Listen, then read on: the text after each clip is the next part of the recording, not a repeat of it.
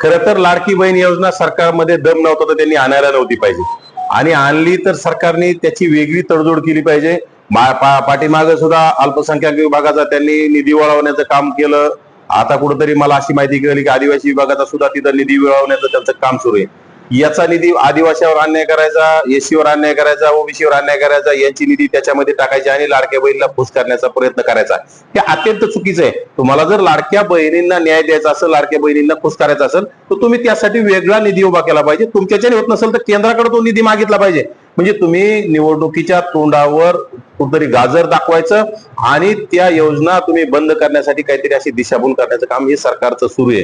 हे अत्यंत चुकीचं आहे. सरकारने यांना झेपत नसेल तर केंद्र सरकारकडून मदत घ्यावी, परंतु याच्या विभागातून त्या विभागातून निधी वळवायचं काम बंद करावं. कारण की ओबीसी असेल, एससी असेल, एसटी असेल, अल्पसंख्याक असेल, हे म्हणजे अतिशय गरीब समाजातले लोक आहेत, यांच्यावर अन्याय होता कामा नये, परंतु या सरकारकडून बऱ्याचदा झालेला आपल्याला पाहायला मिळत आहे. आता सरकारनं लाडक्या बहिणींना पैसे देण्यासाठी आदिवासी विभागाच्या निधीवर डल्ला मारलेला आहे. तेच ना, पाठीमागे सामाजिक विभागामधून सुद्धा त्यांनी वळवले, ते आता आदिवासी विभागातून वळवले.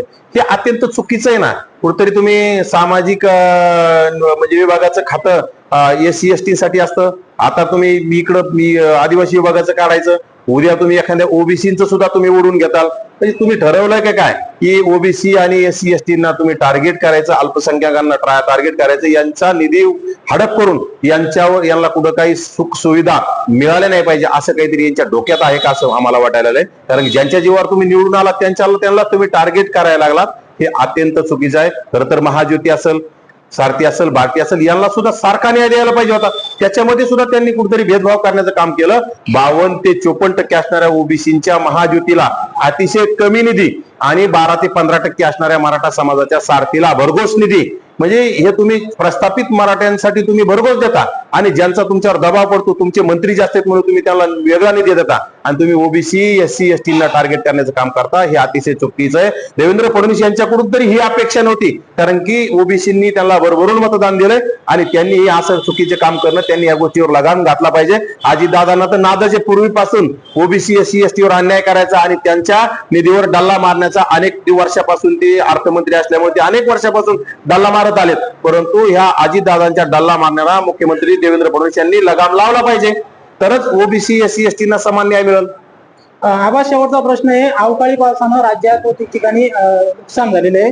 मदत पुनर्वसन विभागाने पंचनामे करण्याचे आदेश दिले, अद्यापही पंचनामे सुरू झालेले नाही. गेल्या अनेक वर्षापासून असे दरवर्षी अवकाळी पावसाचे शेतीचं नुकसान होतं, ज्यामध्ये फळपिकं असतील, शेतकऱ्यांचं जनावर दगावल्याचे प्रकार असतात, शेतकऱ्यांच्या वीज पडून मृत्यू होतो, असे प्रकार अनेक वर्षी ज्या वेळी होतात त्यावेळी यापूर्वीचे जे राज्य सरकार असतील, या राज्य सरकारने तात्काळ पंचनामे करून त्या लोकांना मदत करण्याचं काम केलंय. परंतु या सरकारमधून मला तसं झालेलं दिसत नाही. कारण आता या राज्यामध्ये अनेक शेतकऱ्यांच्या वीज पडून मृत्यू झालाय, शेतकऱ्यांचे अनेक जनावर यामध्ये दगावलेत, शेतकऱ्यांच्या केळी असतील, मोसंबी असेल, असे फळ पिकांचा पूर्ण सपाट झाले.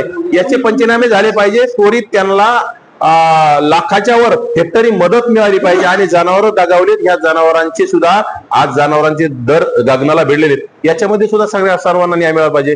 जर शेतकऱ्यांना न्याय मिळाला तर शेतकऱ्यांचा म्हणजे शेतकरी हा देशाचा आणि राज्याचा कणा आहे, आणि जर तुम्ही शेतकऱ्यांना न्याय देऊ शकले नाही तर नक्कीच तुम्ही अपयशी सरकार म्हणून तुमच्याकडे येणाऱ्या काळात पाहिलं जाईल.